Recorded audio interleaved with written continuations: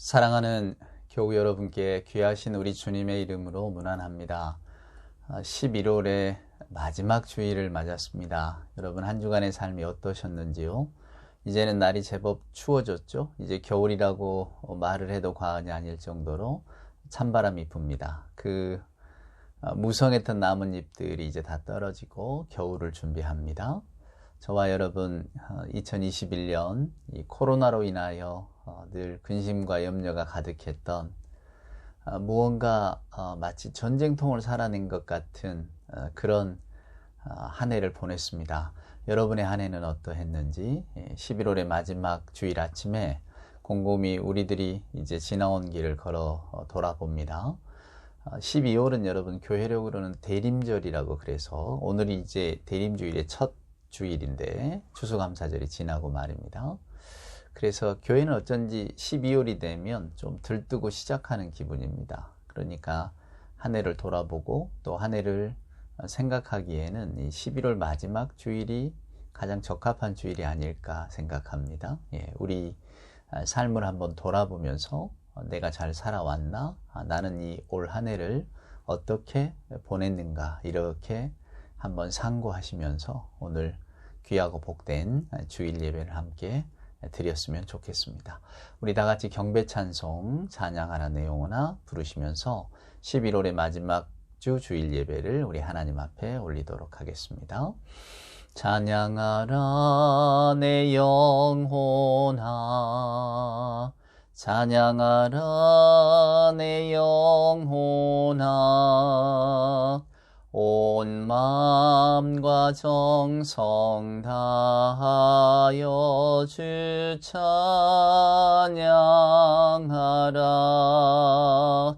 경배하라 내 영혼아, 경배하라 내 영혼아, 온 마음과 정성 다하여 주 경배하라.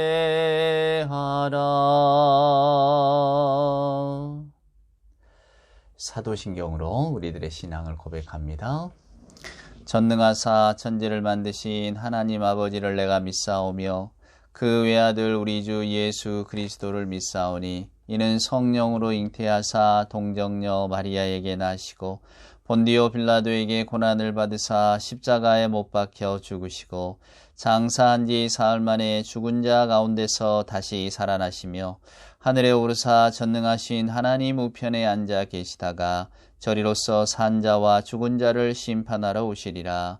성령을 믿사오며 거룩한 공회와 성도가 서로 교통하는 것과 죄를 사하여 주시는 것과 몸이 다시 사는 것과 영원히 사는 것을 믿사옵나이다. 아멘. 오늘 우리가 함께 교독할 성시는 교독문 49번입니다. 교독문 49번 시편 108편에 기록된 말씀 함께 보겠습니다. 하나님이여 내 마음을 정하여 싸우니 내가 노래하며 나의 마음을 다하여 찬양하리로다. 비파야 수구마 깰지어다. 내가 새벽을 깨우리로다. 여호와여 내가 만민 중에서 주께 감사하고 문나라 중에서 주를 찬양하오리니 주의 인자하심이 하늘보다 높으시며 주의 진실은 궁창에까지 이르나이다. 하나님이여 주는 하늘 위에 높이 들리시며 주의 영광이 온 땅에서 높임받기를 원하시나이다. 주께서 사랑하시는 자들을 건지시기 위하여 우리에게 응답하사 오른손으로 구원하소서. 아멘. 오늘 우리가 함께 찬양할 예배 찬송은 찬송가 95장입니다. 나의 기쁨 나의 소망 되시며 나의 생명이 되신 주. 우리 1절과 2절 그리고 마지막 5절을 함께 찬송하겠습니다. 나의 기쁨 나의 소망 되시며 나의 생명이 되신 주 밤낮 불러서 찬송을 드려도 늘 아신 마음뿐일세. 나의 사모하는 선한 목자는 어느 꽃다운 동산에 양의 무리와 늘 함께 가셔서 기쁨을 함께 하실까. 나의 진정 사모하는 예수님, 음성조차도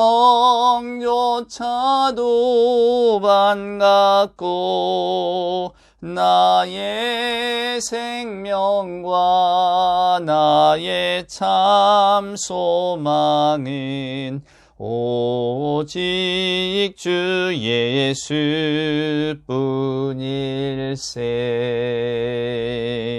아멘. 기도하겠습니다. 나의 기쁨, 나의 소망 되시며 나의 생명이 되시는 우리 아버지 하나님 감사합니다. 지난 한 주간의 평안과 또 삶을 우리 모두에게 허락하시고 오늘 이 시간 거룩하신 하나님 앞에 한마음으로 나와 무릎 꿇고 예배하며 주의 말씀을 기다리게 하시니 하나님 감사합니다. 한 주간 세상을 사는 동안 또 우리는 얼마나 많이 하나님으로부터 멀어졌는지요. 성경으로부터 멀어지고 기도로부터 멀어지고 오직 우리 앞에 놓인 삶의 그 급급한 순간만을 어떻게 잘 보낼까를 생각하고 고민하며 허이허이 지나온 또 한 주간의 삶이었습니다. 아버지 하나님, 말씀을 잃어버리고 또 기도를 잃어버리고 평강을 잃어버렸던 저희들의 한 주간을 회개합니다. 오직 주 예수 그리스도만이 나의 소망, 나의 기쁨이라고 늘 기도 중에 고백하여 놓고도 내 소망, 내 기쁨을 예수 그리스도로 삼지 못했던 우리 한 주간의 삶을 하나님 부끄럽게 고백합니다.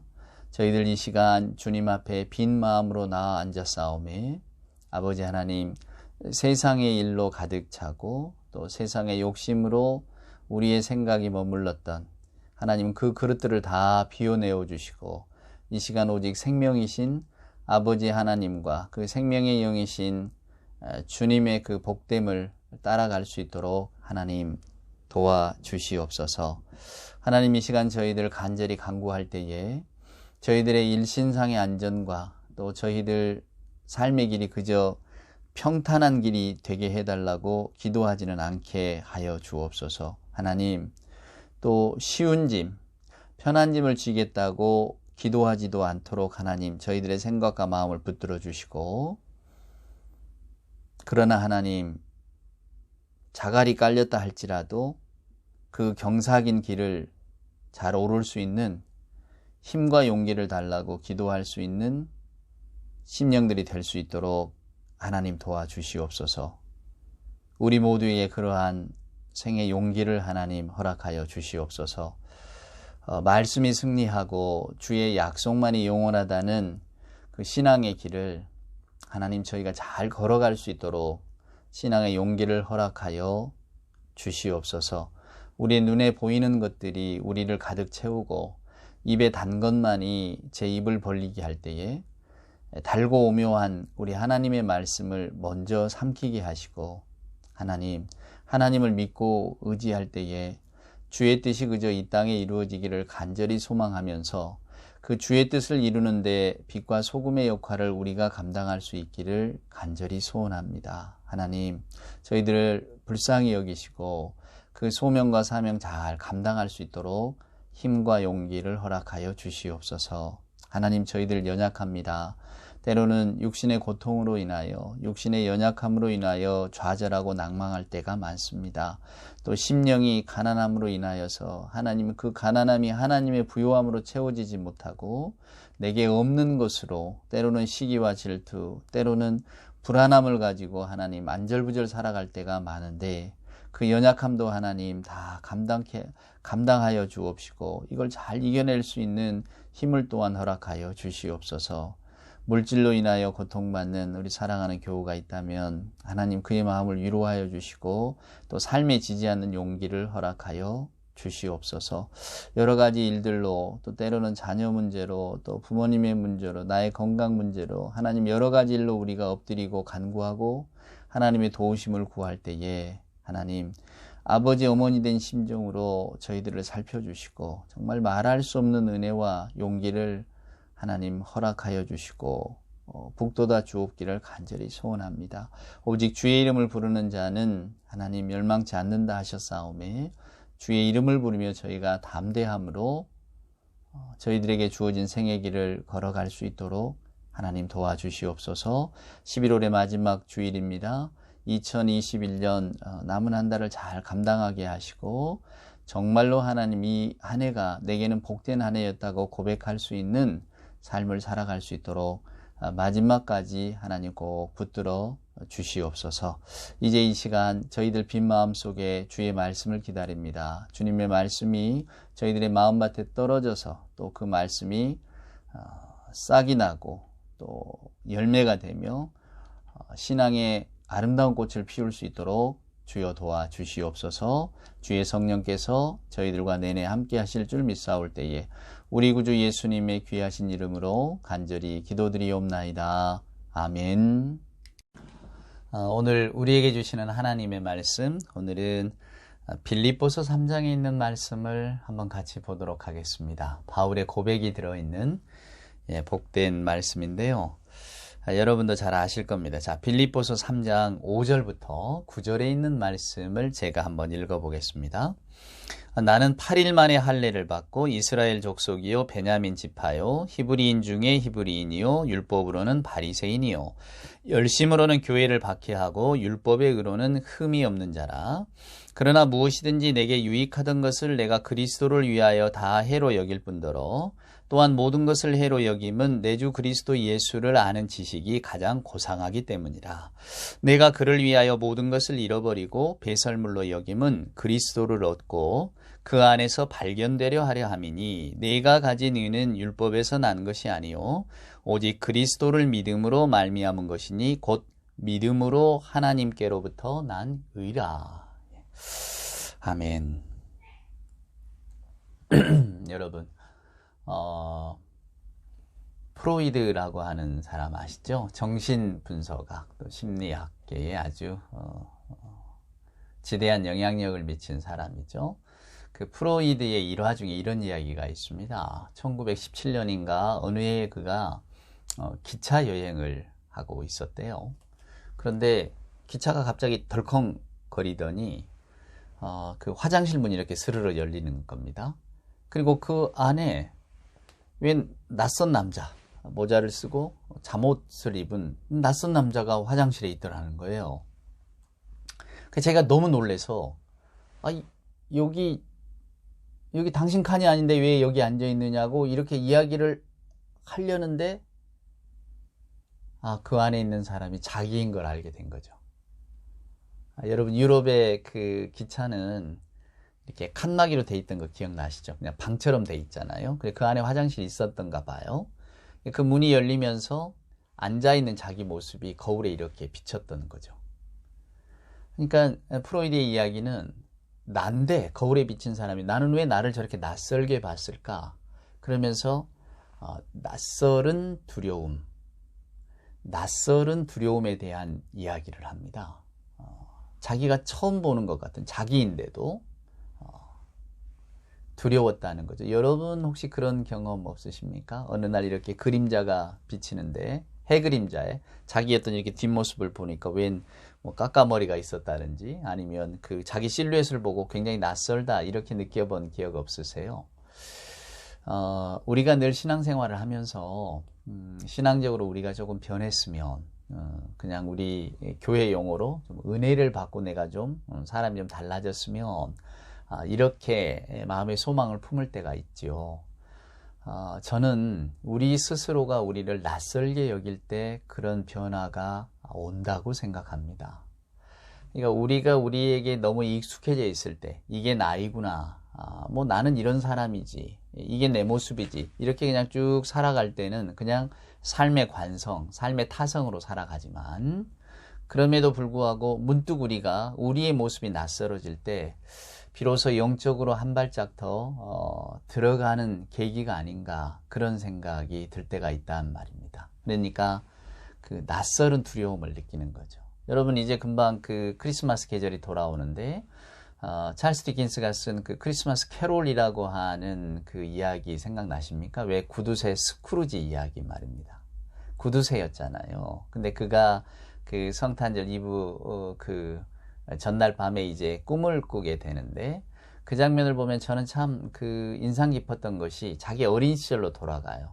가난했지만 여동생도 있고 또 하여간 가난 때문에 어렵게 살았죠. 하지만 그 환상 속에 나타나는 스크루지는 어릴 적에는 그렇게 착하고 가난했지만 착한 소년이었지 않습니까? 근데 그 여동생도 이제 커서 이제 아이 낳다 죽고 다 가난 때문이죠. 그것 때문에 이제 자기가 이렇게 돈에 집착하게 되면서 그냥 이상한 사람으로 변해가는 그런 모습들. 그리고 이제 그걸 보면서 깨닫잖아요. 결국은 스크루지는 지금의 나의 모습이 얼마나 낯선가를 깨달은 겁니다, 여러분. 내가 어려서는 그렇게 가난했지만 착하고 순수한 영혼을 가진 소년이었는데 나는 어쩌다가 저 내 모습을 잊어버렸지? 지금의 내 모습이 너무 낯설구나. 이런 걸 깨달으면서 다시 이제 그 옛사랑, 옛 모습으로 돌아가는 것. 그래서 그 크리스마스 캐롤 구두쇠 스크루지 이야기가 저나 여러분에게 어떤 감동을 주는 것 아니겠어요? 사람이 변하는 건 여러분 쉬운 일이 아닙니다. 그냥 뭐 사람 본성대로 산다 이런 이야기를 하잖아요. 그러나 저와 여러분이 변화해가는 어떤 단초를 발견하는 데 있어서는 무언가 감동적인 것을 맛보거나 아니면 낯설은 두려움에 사로잡히는 겁니다. 오늘 바울을 보세요. 바울은 오늘 이제 우리가 읽은 성경 말씀이 말한 것처럼 나는 8일 만에 할례를 받았다. 이 정통 유대인이란 뜻입니다. 우리 가문이 내가 태어난 집이 유대인의 전통에 따라서 8일 만에 저에게 할례를 행했습니다. 저는 그런 사람입니다. 유대인의 전통 가운데서 살아왔고 우리 집안이 그런 사람이에요. 이스라엘 족속이요 베냐민 지파요 히브리인 중에 히브리인이요 율법으로는 바리새인이었다. 그 말은 나는 유대인들이 볼 때 모든 조건을 갖춘 자였다 그 말입니다. 바울이 원래 율법 교사 랍비였잖아요. 가말리엘이라고 하는 가장 그때에 뛰어난 어떤 그 랍비의 그 랍비 스승 밑에 들어가서 잘 수련을 받는 일종의 수제자격으로 그러니까 전도가 유망하고 앞길이 탄탄한 그런 청년 랍비였다 그 말입니다. 랍비는 뭐 이스라엘 사람들이 다 존경하니까요. 근데 바울이 지금 그 이야기를 하고 있는 겁니다. 여러분 아시던 것처럼 제가 누구였습니까? 저 아주 잘난 사람이었습니다. 유대 민족들은 다 아시죠? 이 잘남을. 그러니까 유대 민족 가운데 인정해주고 통용되어지는 그런 조건을 갖춘 사람이 자기였다 그 말입니다. 그리고 자기는 자기 삶을 잘 꾸려갔던 사람, 자기 삶을 잘 조직해갔던 사람, 랍비로서의 일생에 어떤 그 걸어가는 데 있어서 그냥 계단을 밟듯이 착착착 올라갔던 인생의 계획이 분명하고 또한 그것이 성취로 자기에게 돌려주는 그런 인생을 살았던 사람이었다는 이야기를 오늘 바울이 하고 있는 겁니다. 자, 저는 바리새인 중에 바리새인이었습니다. 히브리인 중에 히브리인이요 율법으로는 바리새인이었습니다. 히브리 사람 가운데에도 그러니까 나는 정통 히브리 민족, 정통 유대인이다 지금 그 이야기를 하고 있는 거예요. 베냐민 지파요. 자기 출신과 소속 성분을 밝히는 거죠. 그리고 율법으로는 바리새인이었다. 6절에 보면 열심으로는 교회를 박해하고 율법의 의로는 흠이 없는 자였다. 나는 흠이 없었다는 거예요. 나는 내 인생을 잘 살아가고 있는 남자였다는 겁니다, 여러분. 그런 내게 극적인 일이 벌어졌다는 거예요. 그런 나에게 이제 여러분에게 이야기하고 싶은 그 놀라운 사건이 하나 벌어졌는데 그게 뭐냐면 7절에 보니까 그러나 무엇이든지 내게 유익하던 것을 내가 그리스도를 위하여 다 해로 여길 뿐더러. 자, 여러분 오늘 이 대목을 잘 보세요. 바울이 이야기합니다. 내게 유익했던 것을 나는 그리스도를 위해서 다 버렸다. 그리스도에 비추어 보면 이건 다 별로 안 좋은 것이다 라고 이야기를 하는 겁니다. 바울이 그리스도를 위해서 내게 유익했던 것을 버렸다는 의미가 뭘까요? 그럼 그때 바울에게 여러분 유익했던 게 뭘까요? 그리스의 철학자 가운데 아리스토텔레스라고 하는 이가 있습니다. 여러분 뭐 학교 다닐 때 한 번쯤 다 들어보셨죠? 근데 그 아리스토텔레스가 행복에 대해서 정의한 게 있어요. 행복이 뭐냐? 에우다이모니아. 다이모니아. 이게 헬란 말인데요. 에우라는 게 뭐냐면 좋은 것이란 뜻입니다. 좋은 것. 그럼 다이모니아. 다이모는 영혼이에요. 그러니까 아리스토텔레스가 생각할 때 행복이라고 하는 것은 영혼에게 좋은 겁니다. 영혼이 선한 거예요. 영혼이 선한 게 뭘까? 아리스토텔레스는 이렇게 말합니다. 더할 것이 없는 상태. 더할 것이 없는 상태. 여러분 이 말을 잘 기억하세요. 더할 것이 없다. 여러분 지금 행복하십니까? 나는 행복하다 이렇게 생각하는 분 뭐 많으실 줄 압니다. 그런데 내가 행복하다고 생각하는 여러분 가운데 말이에요, 여러분. 내가 지금 더할 게 없구나. 이렇게 느끼는 분이 계십니까?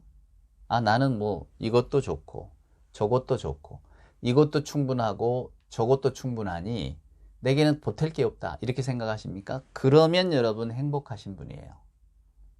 그런데 우리는 그렇지 않잖아요. 오늘 바울이 말합니다. 나는 내게 유익했던 것들을 버렸습니다. 그럼 바울에게 있어서 유익했던 게 뭘까요? 아마 가장 첫 번째는 명예였을 겁니다, 여러분.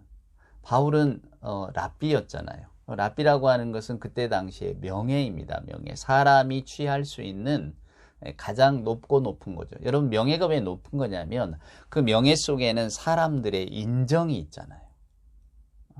인정이. 며칠 전에 뭐 어쩌면 우리 아픈 역사입니다만은 그래도 대통령을 지냈던 한 사람의 어떤 그 죽음을 우리는 보았습니다.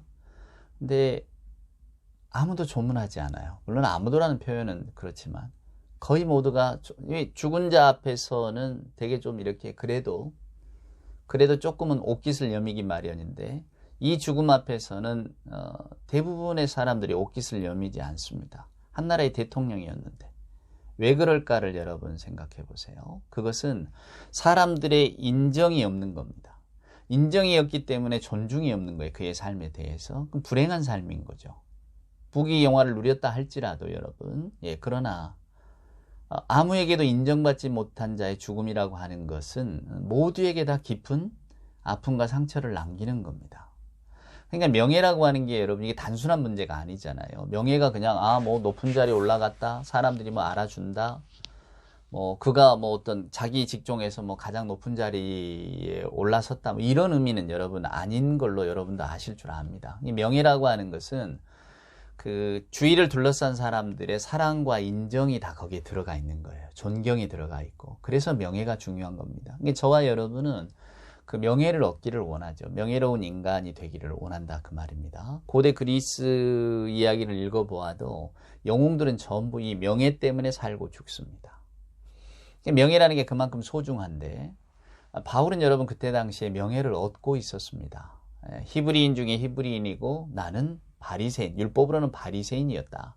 그래서 이 바리새인이라고 하는 것 자체 속에도 이미 이스라엘 사람들이 바리새인은 존중합니다. 당시 유대인들은. 왜냐하면 종교적인 계율이나 율법에 충실한 사람, 그리고 그때 당시 유대인들의 생각 속에는 하나님의 나라가 언제 오느냐, 우리 유대 민족이 전부 다 하나님의 율법을 지킬 때에 하나님과의 관계가 회복되어지고 그때 하나님께서 우리에게 하나님의 나라를 보여주신다. 자기들의 소망의 나라가 열린다라고 생각을 했거든요. 근데 그것을 앞당길 사람들이 결국 누구냐면 바리새인이라고 기대를 하고 있었단 말입니다. 그러니까 바리새인은 존중하고 또 존중받았던 사람들이에요. 근데 바울이 말합니다. 내가 누군지 여러분 아시잖아요. 바울은 명예를 가졌던 사람입니다. 그런데 오늘 그는 그리스도를 위해서 해로 여겼다 라고 하는 겁니다. 많은 분들이 이렇게 이야기합니다. 현대인들을 사로잡고 있는 가장 강력한 힘 세 가지가 뭐냐. 그것은 물론 명예 아까 이야기했지만 그 다음에 두 번째는 돈입니다. 우리 자본주의 사회니까. 그 다음에 세 번째는 쾌락이에요. 쾌락. 아까 제가 소대 프로이드 이야기했습니다만은 프로이드는 되게 우리 인간의 본성이 쾌락 원리를 따라 움직인다고 말하거든요. 이제 그걸 이제 사회적 관습이라든가 전통적인 가르침이라든가 질서가 누르는 거죠. 그렇지만 인간의 본능은 원래 쾌락을 쫓아간다. 그러니까 내 몸에 좋은 겁니다. 내가 즐거운 것, 내가 원하는 것. 그래서 우리는 그런 것들 때로는 어떤 그 사회적인 질서라든가 사회가 요구하는 사회가 허용하고 용인하는 한에서 그냥 우리들의 쾌락을 이렇게 누리면서 살아가는 거죠. 남의 뭐 어떤 뭐 감정을 해한다든가 남의 것을 뺏는다든가 뭐 이런 것을 통해서 우리의 쾌락을 채우려고 하면 그건 우리는 사회 처벌을 받지만은 그냥 적당한 수준에서 남에게 해를 끼치지 않고 하지만 내 즐거움을 찾는 뭐 오락, 엔터테인먼트 또 뭐 우리가 취미생활 또 먹는 것, 마시는 것 뭐 요즘 우리를 둘러싸고 있는 것들이 막 그냥 먹고 마시고 놀러 가고 뭐 이런 것들 아닙니까? 이런 쾌락들. 우리는 이런 것들을 쫓아가기 마련입니다. 왜? 그게 인간에게 근본적인 기쁨을 주니까요. 인간의 욕구에 가장 맞닿아 있는 쾌락 원리, 나를 즐겁게 하는 것이잖아요. 그것 우리가 끊어내기가 어렵습니다. 나를 유익하게 하는 것, 내게 좋아 보이는 것 그거예요. 쾌락이 넘치면 과함이 이제 또 때로는 어떤 그 자기 이 뭐를 잃어버리기도 하고 뭐 파멸의 길로 가기도 합니다만은 그 다음에 돈이잖아요. 돈이라고 하는 것은 어차피 우리 자본주의 사회에서는 없이는 못 사는 것이고 돈이라고 하는 게 모든 것을 가능하게 하는 재화 아닙니까? 재화. 사회의 약속이잖아요. 종이 쪼가리 같지만 사회가 약속이기 때문에 그게 어마어마한 힘을 발휘하는 겁니다. 모든 것을 거의 모든 것을 살 수 있는. 그러니까 이 세 가지로 요약이 될 수가 있죠. 돈, 명예, 쾌락. 아마 바울이 그래도 가장 크게 가지고 있었던 것은 명예였을 것 같습니다. 물론 율법학자들이었으니까 밥을 굶지는 않았겠죠. 돈이라고 하는 어떤 경제적인 자산들이 늘 뒷받침이 되었을 거니까 바울은 여기에 대한 욕구는 많이 없었을 것이고 또 바리새인들 원래 쾌락은 멀리 했으니까 이 쾌락하고는 별로 상관없는 삶을 하지만 명예를 가지고 살았던 사람이에요. 인간적인 욕심도 있었겠죠. 근데 오늘 그가 그것을 다 포기했다는 겁니다. 무엇 때문에? 그리스도를 위하여. 사랑하는 여러분. 그리스도를 위하여 바울이 과연 그것을 어떻게 버릴 수 있었을까를 우리는 생각합니다. 우리는 바울의 이야기를 잘 알고 있습니다.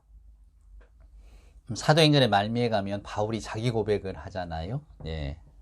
로마의 총독 앞에서 내가 다메섹으로 가다가 하늘에서 찬란한 빛을 보고 그 빛을 보고 고꾸라졌었다. 앞이 보이지 않았고 그리고 거의 사경을 헤매다시피 했는데 그때 내가 그리스도를 만났다. 바울아 바울아 나는 네가 핍박하는 예수다.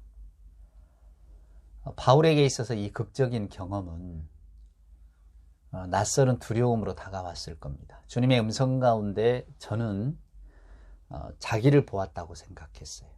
사도 바울이 주님의 음성을 들으면서 자신의 삶의 모습을 보게 됐을 겁니다. 자신의 얼굴을 보게 됐을 겁니다. 바울이 오늘 6절에 말한 것처럼 열심으로는 교회를 박해하고 율법에 오르는 흠이 없었다. 교회를 박해하고 흠이 없던 자로 살았던 자신의 모습 속에서 그러나 주님의 음성이 들려오면서 그는 낯설은 두려움을 경험하게 되는 거죠. 자기 자신을 보았다고나 할까요? 아까 말씀드렸던 돈이나 명예나 쾌락은 일종의 물리적인 조건입니다, 여러분. 우리가 돈이 있으면 또 뭐 건강을 잃기도 하고 그렇잖아요, 여러분. 또 뭐 돈도 있고 건강도 있는데 사랑과 인정을 잃어버리기도 하고 얼마 전 돌아간 사람이 그랬잖아요. 네, 돈도 있었고 뭐 추징금 내지는 않았지만 어찌 됐건 간에 돈 많고 뭐 다 있었지만 사랑과 존중이 없잖아요. 사람들로 하여금.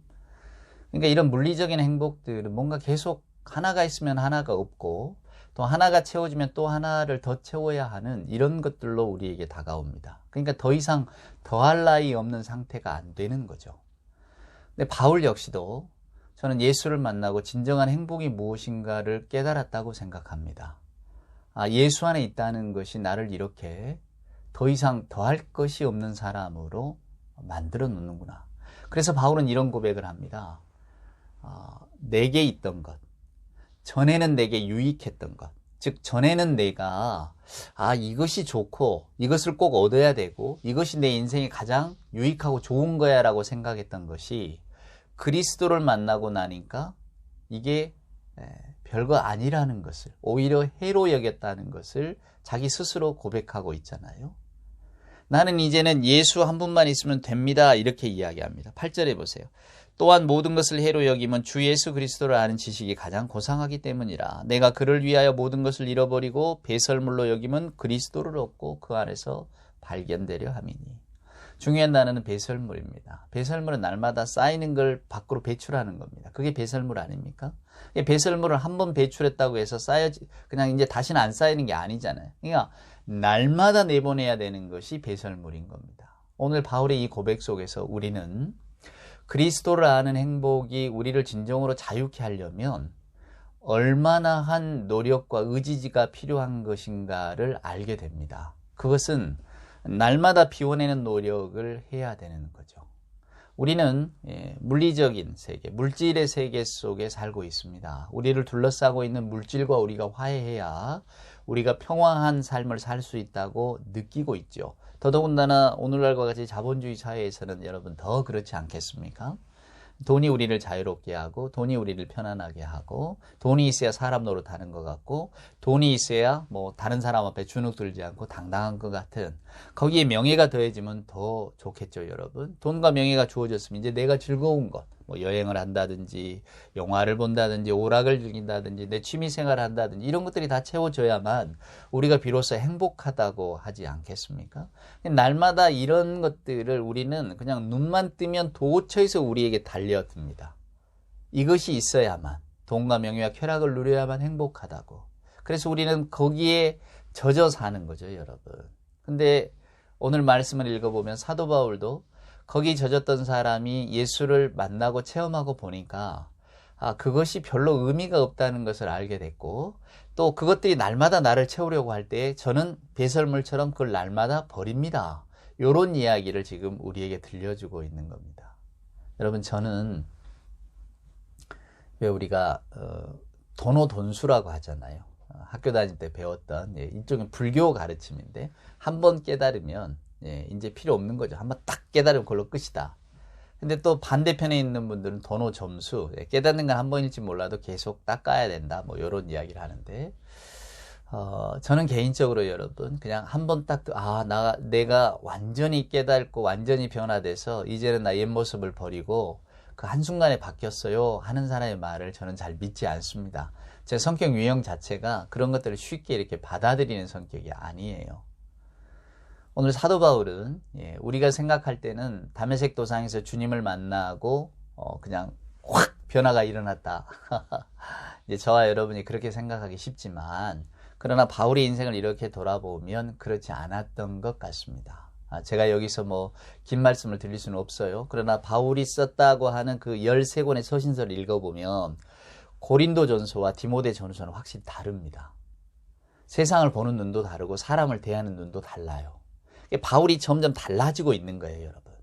그러니까 예수 안에서 다메섹 도상에서 극적인 체험을 한 다음에 그가 이제 예수라는 분을 마음속으로 받아들였단 말입니다. 근데 그 받아들인 예수님이 그의 몸속에서, 그의 영혼 속에서 진정으로 에우다이모니아, 더 이상 흔들림 없이 행복의 상태를, 그를 지복의 상태로 만들어 주시기까지는 굉장히 많은 시간이 필요했을 거라고 저는 상상합니다.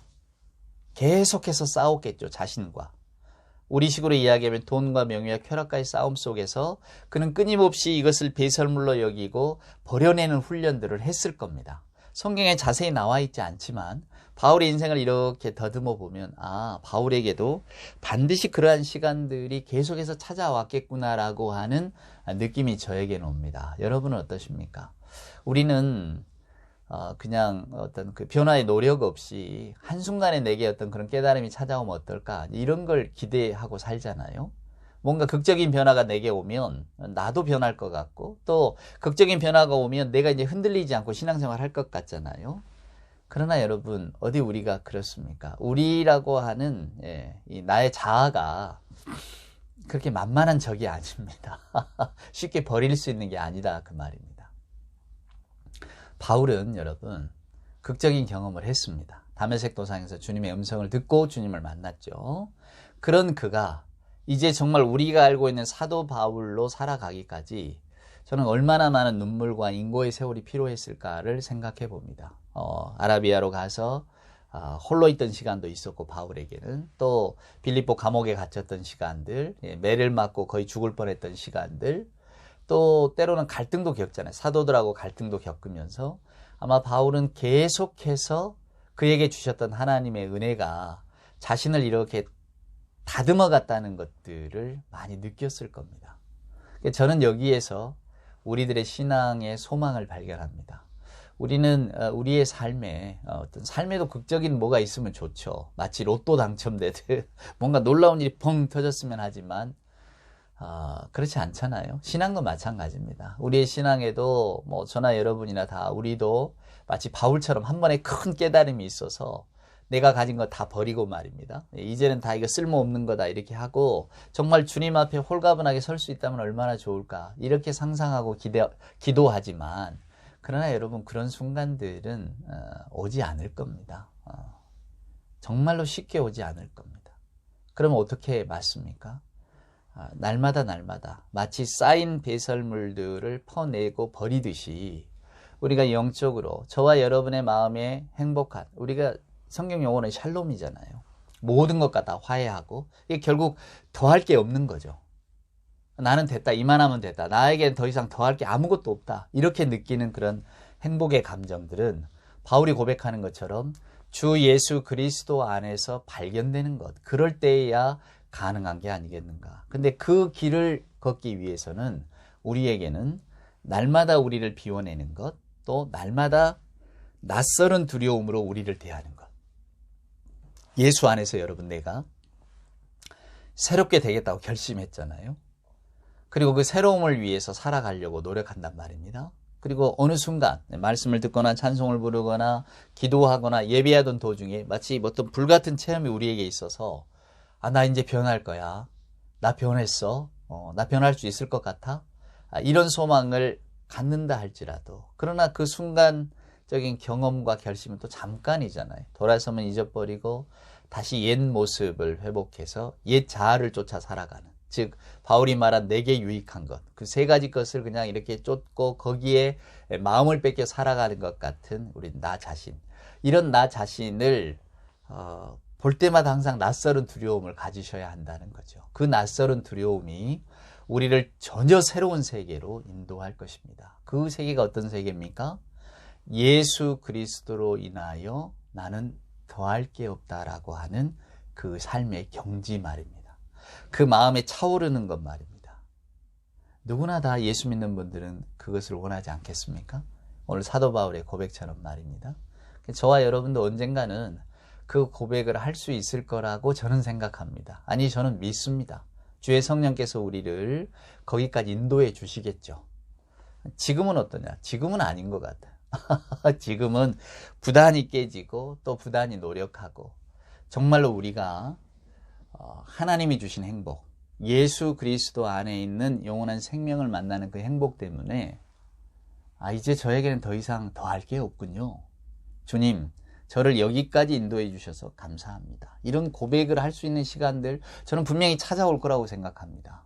바라기는 그것이 조금 일찍 오기를 바랄 뿐이죠. 천부여 의지 없어서 손들고 갑니다. 마치 저와 여러분이 임종을 앞두고 그냥 그런 경험을 하기보다 그냥 이렇게 좀 팔팔하고 건강할 때 조금은 더 저와 여러분이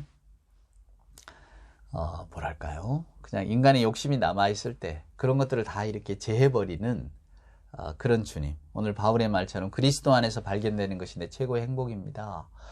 이런 어떤 그 신앙의 자리까지 올라갈 수 있으면 얼마나 좋을까.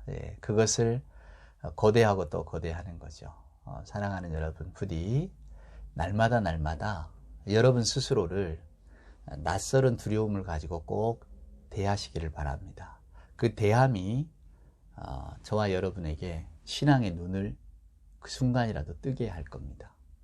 그리고 그 신앙의 눈을 뜨는 순간, 예수 그리스도를 느끼는 순간 아마 우리들의 마음과 또 생각은 점점 달라지게 될 것입니다. 바울의 고백에 이르기까지 날마다 낯설은 두려움 앞에 설 수 있는 우리 모두가 될 수 있기를 주님의 이름으로 축원을 드립니다. 기도하시겠습니다. 이제는 우리 구주 예수 그리스도 크신 은혜와 아버지 하나님의 만극하신 사랑하심과 자비하신 성령님의 함께 하심이 오늘도 주의 말씀, 내게 주신 말씀으로 새기며 우리 스스로가 낯설게 느껴질 때에 오히려 그때가 주의 은혜를 받을 때임을 기억하면서 낯설은 두려움으로 우리 하나님을 만나기를 소원하는 우리 예배하는 모든 교우들 머리 위에와 저들의 삶과 또 간절한 기도의 제목과 저들의 생활과 저들의 간절함 위에 주님 사랑하시는 이 복된 교회 위에 이제로부터 영원 무궁토록 함께하여 주옵기를 간절히 축원하옵나이다. 아멘.